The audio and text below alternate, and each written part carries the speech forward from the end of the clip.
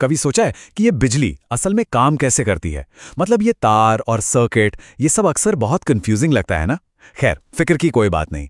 आज हम सब मिलकर इसे एकदम आसान बना देंगे। तो सवाल ये है कि आखिर ये तार, बैटरी, बल्ब, ये सब इतने कंफ्यूजिंग लगते क्यों हैं?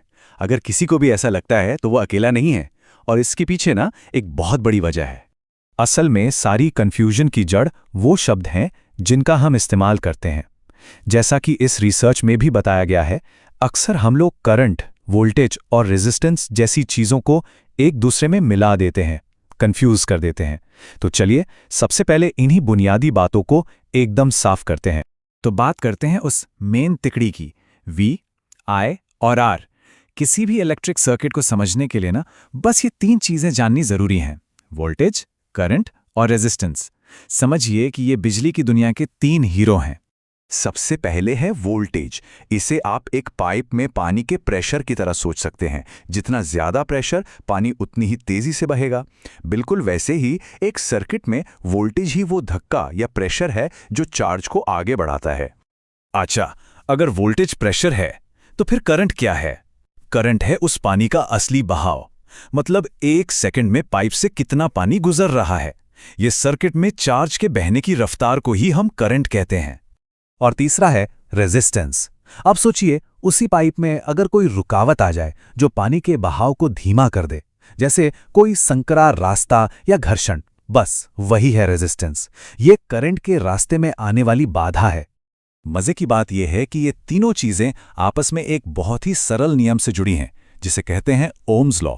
यहां देखिए, जब वोल्टेज 50 से 60 और फिर 70 होता है तो करंट भी 5 से 6 और फिर 7 हो जाता है।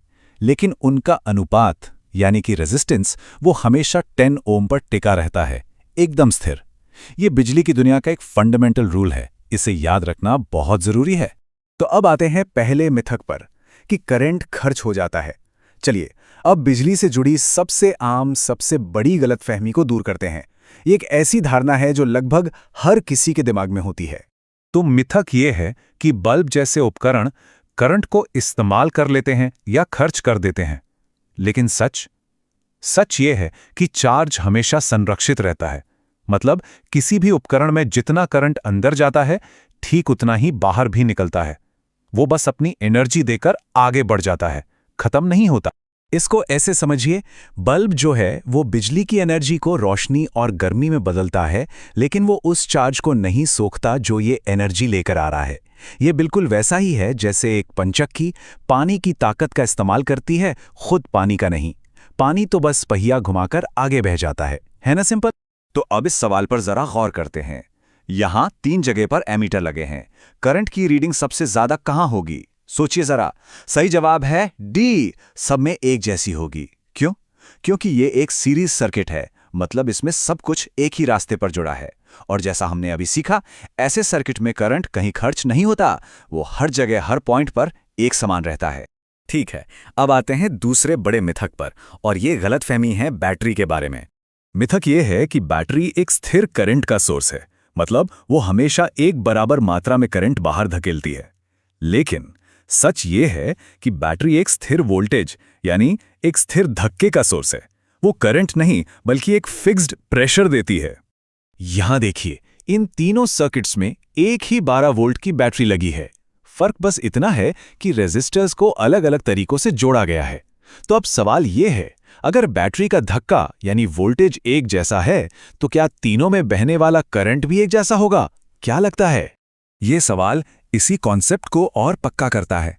मान लीजिए सर्किट का रेजिस्टेंस बदला गया और बैटरी से बहने वाला करंट 2 गुना हो गया, तो बैटरी के वोल्टेज का क्या होगा? इसका जवाब है कुछ नहीं। बैटरी का वोल्टेज तो स्थिर रहता है, करंट इसलिए बदला क्योंकि सर्किट का कुल रेजिस्टेंस बदल गया था। बैटरी तो अपना काम करती रहेगी, एक स्थिर 12 वोल्ट का धक्का देना। ठीक है, तो अब जब हमने ये मिथक तोड़ दिए हैं, तो चलिए एक फिजिसिस्ट की तरह सोचते हैं और इन नियमों को असल में लागू करके देखते हैं कि होता क्या है।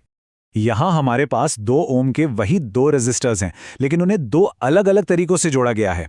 एक सर्किट में वो सीरीज में है, यानी एक ही लाइन में, एक के बाद एक।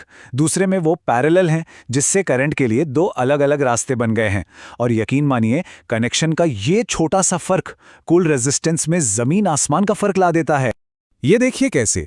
जब रेजिस्टर्स सीरीज में होते हैं तो उनका रेजिस्टेंस सीधा सीधा जुड़ जाता है, 2 और 2 कुल 4 ओम। लेकिन जब वही रेजिस्टर्स पैरेलल में लगते हैं तो कुल रेजिस्टेंस असल में घट जाता है और सिर्फ 1 ओम रह जाता है ना कमाल की बात। तो अब जरा ओम्स लॉ को फिर से याद करते हैं। I is equal to V/R। Battery वही 12 वोल्ट की है, लेकिन अब रेजिस्टेंस सिर्फ 1 ओम है। तो नतीजा क्या होगा? करंट सीधा 12 एम्पियर तक पहुंच जाता है। ये बात एकदम साफ साबित करती है कि बैटरी एक स्थिर वोल्टेज देती है और सर्किट में कितना करंट बहेगा ये पूरी तरह से उसके रेजिस्टेंस पर निर्भर करता है। तो इन सब बातों से क्या सीख मिलती है? चलिए अब अपने नए अपग्रेडेड मेंटल मॉडल को कुछ जरूरी बातों से एकदम पक्का कर लेते हैं। तो 3 बातें हमेशा याद रखनी हैं। पहली, चार्ज कभी खर्च नहीं होता, वो संरक्षित रहता है। दूसरी, बैटरी एक स्थिर धक्का यानी वोल्टेज देती है, स्थिर करंट नहीं। और तीसरी, करंट तो बस वोल्टेज और रेजिस्टेंस का नतीजा है, I is equal to V/R। बस यही है हमारा नया और सही मानसिक मॉडल। और अंत में एक सवाल, हमने बल्ब और रेजिस्टर्स के ये कितने सरल नियम समझे, पर कभी सोचा है कि यही बुनियादी सिद्धांत है जो आज पूरे इंटरनेट जैसी विशाल और जटिल टेक्नोलॉजी को पावर दे रहे हैं? ये सोचना भी कितना कमाल का लगता है ना।